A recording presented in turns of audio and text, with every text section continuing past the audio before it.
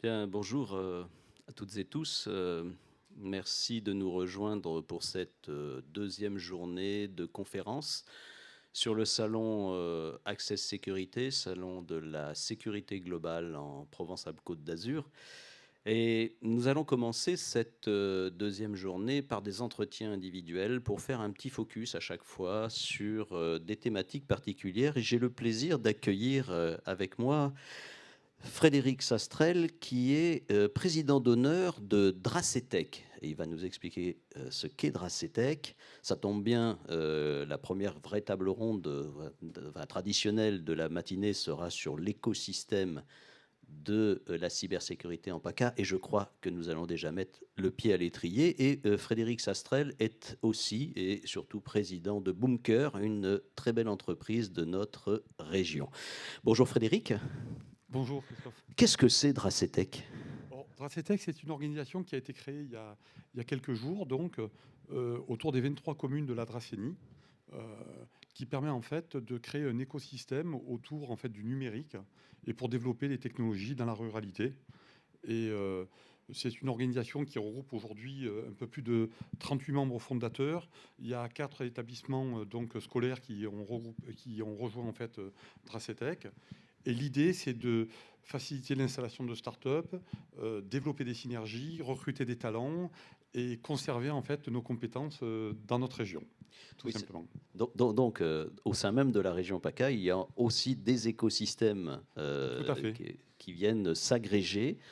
Tout neuf alors? Pourquoi? Mais ça fait quand même quelques années que vous travaillez dans cette approche des relations au Alors, sein de l'entreprise et du développement du territoire. tout à fait. On a créé il y a 4 ans de cela un campus numérique à l'orgue qui regroupe aujourd'hui environ 170 salariés autour de 7 entreprises. Et sur le principe, aujourd'hui, c'était de dire on va essayer de porter cette initiative sur l'ensemble de notre région, parce qu'on a une très très belle région. On souhaite éventuellement que nos villages ne soient pas des cités dortoirs, que les gens s'installent, qu'ils viennent en famille, qu'on puisse attirer des compétences et les conserver sur notre région. C'est vrai qu'on est sur un territoire aujourd'hui où les gens se déplacent facilement sur Sophia Antipolis, se déplacent sur Marseille, Château-Gombert, ainsi de suite. Et l'objectif, c'est de vraiment conserver les talents. C'est quoi la force de la Dracénie, justement, pour cela? Ben, on ne dirait pas, mais dans nos petits villages, actuellement, il y a énormément de petites entreprises, de petites startups qui se sont créées, qui fonctionnent dans leur garage. Ils bossent à 2 ou 3 personnes. Et vraiment, ce sont des petites pépites. L'idée aujourd'hui, c'est vraiment de les identifier et de leur donner toutes les capacités de réussir. Et il y en a beaucoup plus que ce qu'on le croit. Nous sommes en train de constituer des inventaires et on risque d'être très, très surpris. Les gens viennent s'installer dans le Var parce que ben, il y a un cadre, un environnement de travail qui est vraiment exceptionnel, il faut le dire. Et voilà, je crois que nous avons une force sur le territoire, c'est qu'il y a une grande volonté politique déjà de réussir ce type de challenge. Donc on est aidé par l'ensemble des partenaires. Il y a des établissements scolaires qui sont très performants dans le domaine. Et puis on travaille également à faire venir la mixité sociale, on va dire, autour du numérique, autour du technique. Donc il manque actuellement beaucoup de personnel féminin dans ces métiers. Hmm. Et on souhaite les attirer parce qu'elles sont très très compétentes, vraiment très très douées. Quand il y en a très peu, dommage. Et, et monter également, la Dracetech a l'intention également de monter des centres de formation, des écoles autour du numérique, et ainsi de suite. Beaucoup de projets. Ça a été d'ailleurs la thématique de la dernière table ronde d'hier soir, hein, qui consistait à les femmes dans le monde cyber, le cyber avec les femmes. Tout à fait. Et je sais que pour l'avoir une fois, avoir eu le plaisir d'avoir Thomas Kerjean sur cette table, Ouais. il disait, mais nous, chez nous, maintenant, on est à 50-50, quoi. C'est Bravo. bravo. C'est bravo. On parlait de l'attractivité de notre territoire, hein, régional, et vous disiez justement que ce que les gens pensent à Marseille, pensent à Nice, hein, et pensent aussi à Toulon. Et vous me l'aviez dit à l'époque au téléphone, l'avantage de la Dracénie, c'est que la gare TGV, qui nous arrive de Paris directement, qui se passe à Marseille, qui va à Nice, ça s'arrête aux Arcs-sur-Argent, qui est en Dracénie et qui est Tout à fait. à peine 10 minutes en Tout à transport fait. en commun de Draguignan et de toutes les villes qui sont aux côtés. Tout à fait. On a vraiment aujourd'hui, Christophe, on a vraiment des conditions environnementales qui permet un développement important de notre territoire. Bon, aujourd'hui, tout le monde est connecté, le numérique, et ainsi de suite, bien entendu. Tout le monde a la fibre. On a, comme vous le disiez, donc, la gare TGV qui est à 10 minutes, qui est au centre de la Dracénie, puisque c'est aux Arcs, situé aux Arcs. Mais même, on est à 1 heure de Nice, un aéroport. On a 45 minutes de Toulon, on a 1 heure de Marseille. On est à 1 heure de la gare TGV d'Aix également. Donc, vraiment, on a un environnement et une volonté, et la preuve en est, c'est que beaucoup de petites sociétés viennent s'installer sur notre territoire. Pour le cadre de vie. Exactement. Le télétravail, la situation qui s'est passée ces derniers temps, donc, a amplifié ce phénomène. Et je crois qu'on a beaucoup d'atouts. Maintenant, il faut qu'on arrive à les conserver, à faire venir ces talents qui restent chez nous, qu'on arrive à développer les synergies. Je vais vous donner un exemple. Sur le campus de l'Orgue, avec les sociétés, nous sommes donc sur l'ensemble des sociétés. Les synergies qui ont été développées ont permis de dire aujourd'hui que nous avons des taux de croissance de 30 à 200% pour chaque entreprise. Wow. On facilite les recrutements, on peut échanger les CV. Il y a beaucoup de business qui se fait autour de la machine à café. C'est vraiment très, très important. Et puis, les gens ont besoin de se regrouper, on a besoin de se réunir, on a besoin d'échanger. Et puis, on a que quelques mètres à faire pour aller chercher des compétences, pour avoir des réponses à nos questions.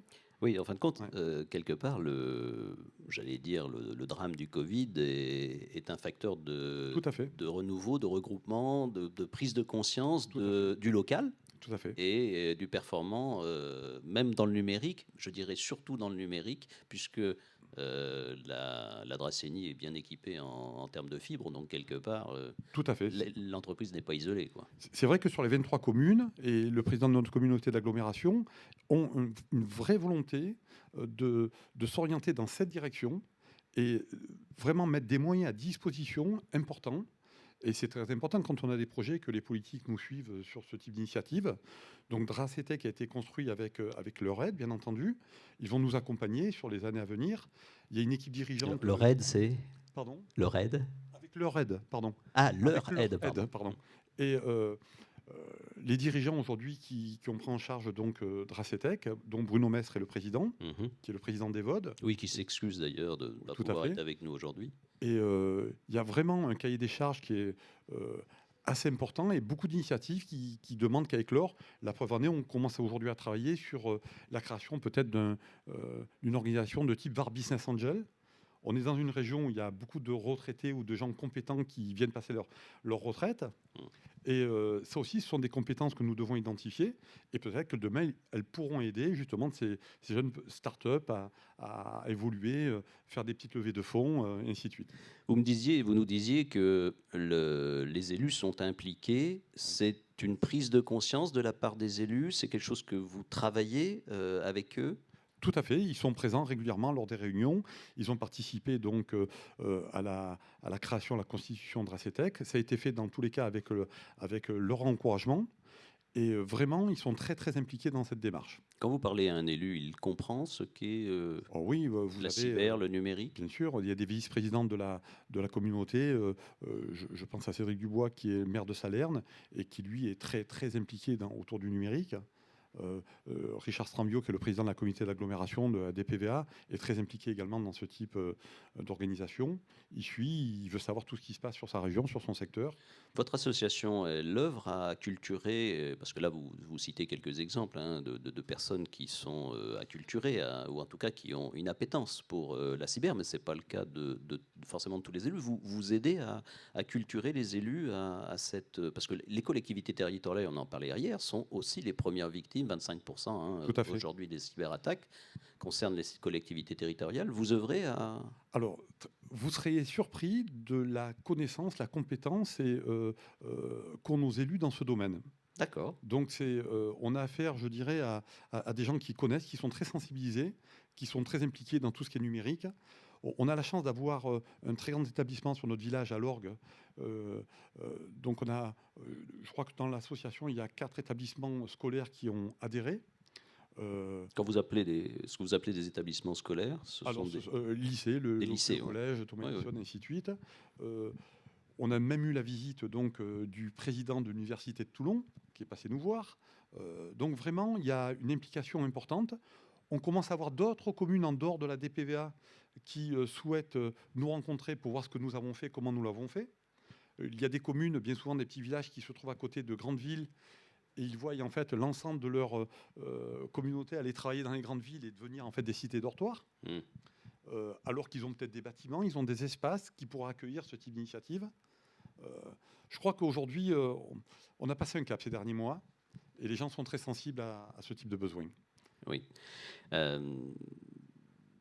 La synergie que vous essayez de développer entre ACETEC, en tout cas, est un signal fort que les territoires, nos territoires, sont capables d'accueillir, surtout dans le monde post-Covid, le tissu économique en cybersécurité et en numérique en Provence-Alpes-Côte d'Azur.